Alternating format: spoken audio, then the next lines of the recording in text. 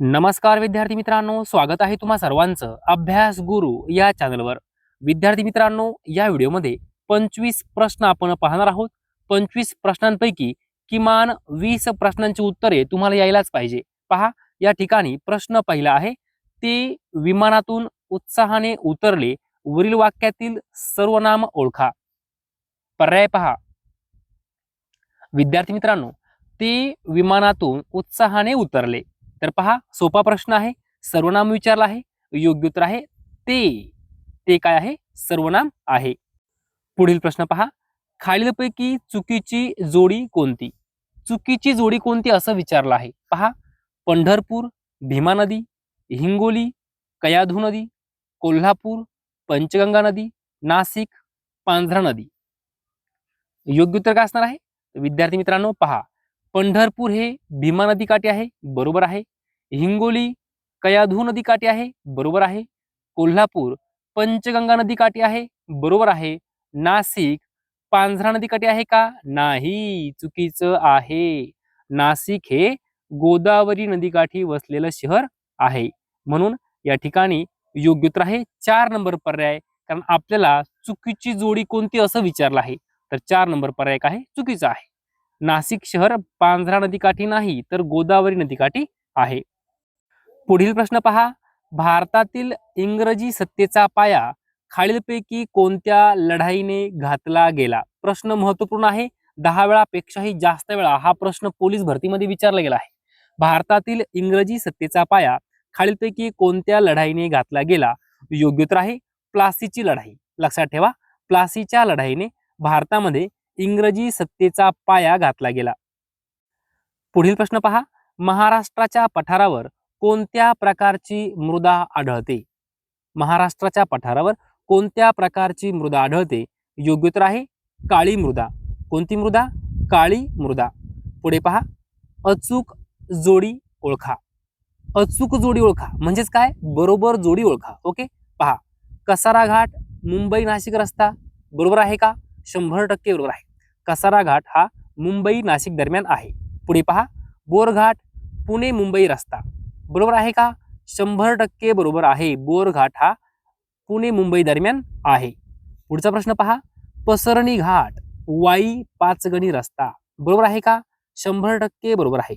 विद्यार्थी मित्रांनो, कसारा घाट मुंबई नाशिक, बोरघाट पुणे मुंबई, पसरणी घाट वाई पाचगणी तीनही पर्याय बरोबर आहे, म्हणून या ठिकाणी योग्य उत्तर आहे वरीलपैकी सर्व। वरीलपैकी सर्व पर्याय काय आहे? बरोबर आहे। पुढील प्रश्न पहा, नामाऐवजी येणाऱ्या शब्दाला काय म्हणतात? सोपा प्रश्न आहे, काय म्हणतात? तर सर्वनाम म्हणतात। नामाऐवजी येणाऱ्या शब्दाला सर्वनाम म्हणतात।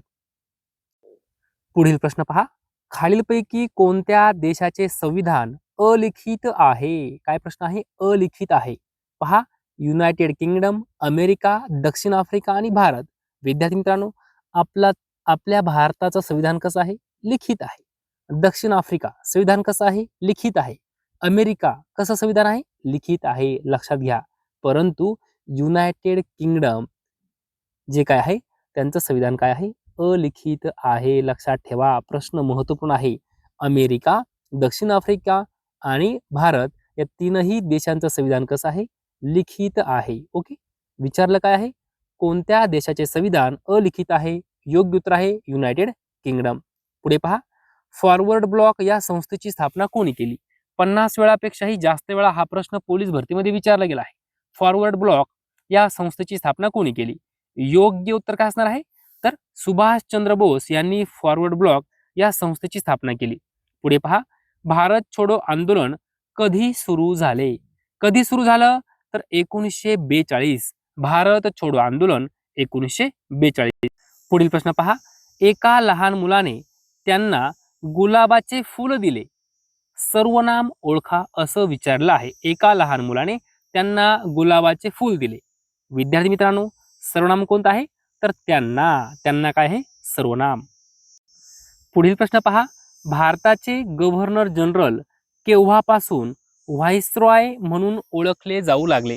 भारताचे गव्हर्नर जनरल केव्हापासून व्हाईसरॉय म्हणून ओळखले जाऊ लागले? योग्य उत्तर आहे इसवी सन 1858 साल लक्षात ठेवा. 1858 पासून भारताचे गव्हर्नर जनरल हे व्हाईसरॉय म्हणून ओळखले जाऊ लागले. पुढे पहा, अनाकनी करणे. अनाकनी करणे म्हणजे काय? पर्याय पहा, विचार करा आणि कमेंटमध्ये उत्तर सांगा. अनाकनी करणे म्हणजे काय? दुर्लक्ष करणे. अनाकनी करणे, दुर्लक्ष करणे. मौर्य साम्राज्याची स्थापना कोणी केली? कोणी केली होती? तर चंद्रगुप्त मौर्य. मौर्य साम्राज्याची स्थापना चंद्रगुप्त मौर्य यांनी केली होती. पुढे पहा, सत्यशोधक समाजाचे संस्थापकत्व कोणाकडे जाते? 100 वेळापेक्षाही जास्त वेळा हा प्रश्न पोलीस भरतीमध्ये विचारला गेलेला आहे. सत्यशोधक समाजाचे संस्थापकत्व कोणाकडे जाते? योग्य उत्तर काय असणार आहे? तर महात्मा ज्योतिबा फुले. पुढे पहा, हस्त हा शब्द कोणत्या भाषेतील आहे? तर योग्य उत्तर आहे संस्कृत. हस्त हा शब्द संस्कृत भाषेतील आहे. पारा या मूलद्रव्याची रासायनिक संज्ञा कोणती आहे? पारा या मूलद्रव्याची रासायनिक संज्ञा कोणती आहे? तर Hg. Hg. पुढे पहा, वैज्ञानिक आणि औद्योगिक संशोधन परिषदेचे पदसिद्ध अध्यक्ष कोण असतात? विचार करा. वैज्ञानिक आणि औद्योगिक संशोधन परिषदेचे पदसिद्ध अध्यक्ष कोण असतात? तर प्रधानमंत्री. कोण असतात? प्रधानमंत्री. पुढे पहा, स्त्री पुरुष तुलना हा ग्रंथ कोणी लिहिला? स्त्री पुरुष तुलना. योग्य उत्तर आहे ताराबाई शिंदे यांचा ग्रंथ आहे स्त्री पुरुष तुलना. 10 वेळापेक्षाही जास्त वेळा हा प्रश्न पोलीस भरतीमध्ये विचारला गेला आहे. स्त्री पुरुष तुलना हा ग्रंथ ताराबाई शिंदे यांचा आहे. राज्य सरकारचे सर्वोच्च कायदेशीर अधिकारी कोण असतात? राज्य सरकारचे सर्वोच्च कायदेशीर अधिकारी कोण असतात? योग्य उत्तर आहे महाधिवक्ता. कोण असतात? महाधिवक्ता. पुढे पहा, मीराबाई चानू कोणत्या खेळाशी संबंधित आहे? मीराबाई चानू. योग्य उत्तर आहे weightlifting. Mirabai Chanu weightlifting या खेळाशी संबंधित आहे. पुढे पहा, मोरोपंत या टोपणनावाने कोणाला ओळखले जाते? मोरोपंत या टोपणनावाने कोणाला ओळखले जाते? योग्य उत्तर काय असणार आहे? योग्य उत्तर आहे मोरोपंत रामचंद्र पराडकर. मोरोपंत रामचंद्र पराडकर. पुढे पहा, जीवनसत्व ई चे रासायनिक नाव काय आहे? जीवनसत्व ई चं रासायनिक नाव काय आहे? तर टोकोफेरॉल. टोकोफेरॉल. तोंडी पाठ करा. E tocopherol. E tocopherol. विद्यार्थी मित्रांनो, असं जर तुम्ही घोकंपट्टी केली ना तरी सुद्धा आपल्या लक्षात राहतं. ओके.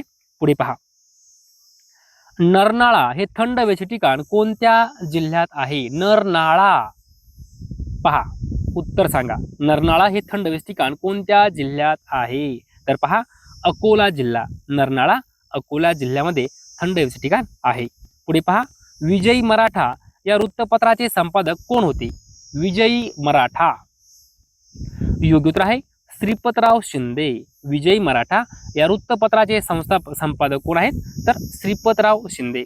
पुढे पहा, जगातील सर्वात मोठे वाळवंट कोणते आहे? सर्वात मोठे वाळवंट. योग्य उत्तर आहे सहारा. जगातील सर्वात मोठे वाळवंट सहारा. विद्यार्थी मित्रांनो, अशा प्रकारे या व्हिडिओमध्ये 25 प्रश्न आपण पाहिलेले आहेत.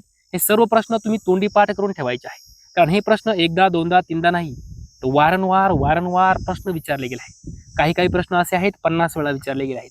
काही प्रश्न असे आहेत 100 वेळापेक्षाही जास्त वेळा पोलीस भरतीमध्ये प्रश्न विचारले गेले आहेत. विद्यार्थी मित्रांनो, जे प्रश्न पोलीस भरतीमध्ये विचारले गेले आहेत तेच प्रश्न प्रामाणिकपणे तुमच्यापर्यंत पोहोचत असतो. जर तुम्हाला हा व्हिडिओ आवडला असेल तर नक्की एक लाईक करा, शेअर करा, सबस्क्राईब करा. धन्यवाद.